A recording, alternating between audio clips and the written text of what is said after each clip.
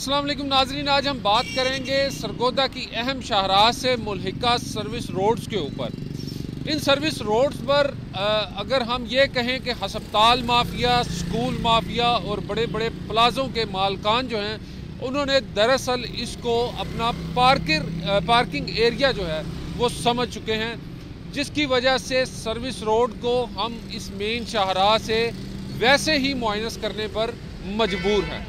आज आके हमारे पास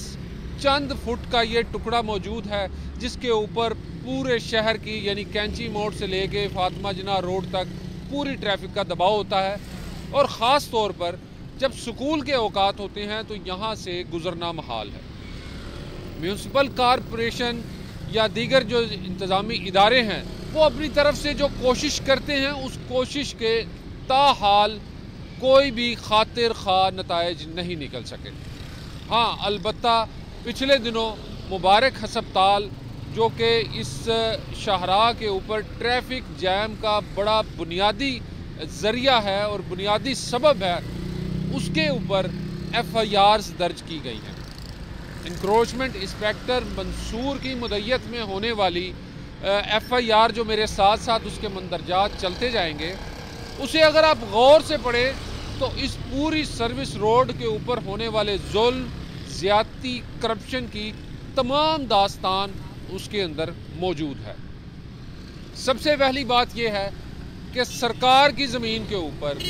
कोई इदारा, बीमा मुबारक हस्पताल या जितने भी इसके ऊपर हस्पताल और स्कूल्स हैं, वो किस बुनियाद के ऊपर पार्किंग लगाकर उसके ऊपर फ़ीस ले रहे हैं। यानी सरकार की जगह और उसके ऊपर धौंस और धांधली के साथ इसके ऊपर पार्किंग एरिया बनाया गया। ये FIR के मुंदरजात हैं। दूसरी बात यह है कि इंस्पेक्टर मंसूर के मुताबिक जो बेसमेंट है इन हॉस्पिटल की, वो बेसमेंट बुनियादी तौर पर पार्किंग एरिया है, जिसके ऊपर इन्होंने लेबॉर्ट्रीज और क्लिनिक बनाकर उसको कवर कर लिया है और पार्किंग जो है वो तमाम की तमाम सर्विस एरिया पर ले आए। और ये हाल सिर्फ एक हॉस्पिटल का नहीं है, ये हाल इस सर्विस रोड पर, इस रोड के ऊपर मौजूद तमाम प्लाज़ों, शादी हाल्स, स्कूल्स सभी का है। बल्कि इसके अलावा भी बहुत सारे ऐसे हस्पताल हैं जिनकी एक सियासी अहमियत भी है और उनके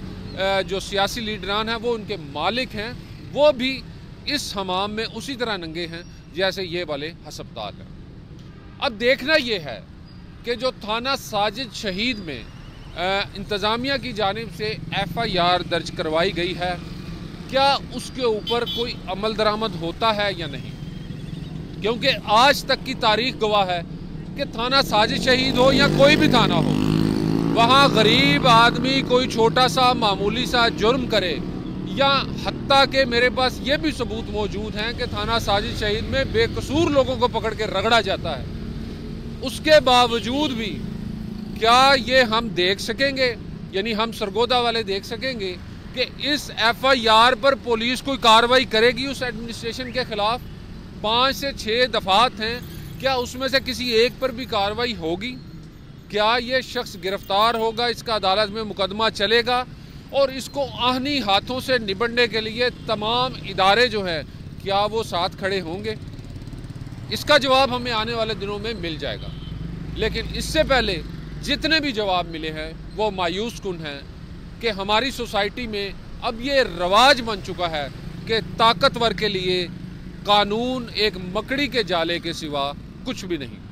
जबकि कमज़ोर एक मामूली से मामूली जुर्म में भी कई कई साल बेकसूर जेलों में रगड़ा जाता है। ये जो आज की जो FIR है जिस पे हम बात कर रहे हैं, देखना ये है कि इंतज़ामिया इसकी पैरवी किस तरह करती है और पुलिस जो है इसके ऊपर किस तरह कार्रवाई करती है, और आगे अदालतें जो हैं वो क्या आम आदमी जो इस सड़क के ऊपर परेशान हाल है उसको कोई रिलीफ फराहम करने में कामयाब होती हैं, या वो भी इन बड़े लोगों को देख के उसी हिसाब से कानून की तशरीह करती हैं जैसे कि रवायतन होता आया है। इस सर्विस रोड के ऊपर चाहे वो शहबाज शरीफ की हुकूमत हो, चाहे परवेज़ इलाही की हुकूमत हो या किसी और की भी हुकूमत हो, सभी ने इसके ऊपर नाकस मनसूबाबंदी के तहत सिर्फ और सिर्फ माली मुफादात को सामने रखा और सरगोदे वालों को जलीलो ख्वार करके रख दिया। मैं चाहता हूं, बल्कि मेरे साथ आप तमाम सरगोदा वाले यही चाहते हैं कि इस रोड के ऊपर जितने सालों से लोग अजियत के साथ सफ़र कर रहे हैं, उनकी अजियत का एक ना एक दिन हिसाब ज़रूर होना चाहिए। अस्सलाम वालेकुम वरहमतुल्लाह।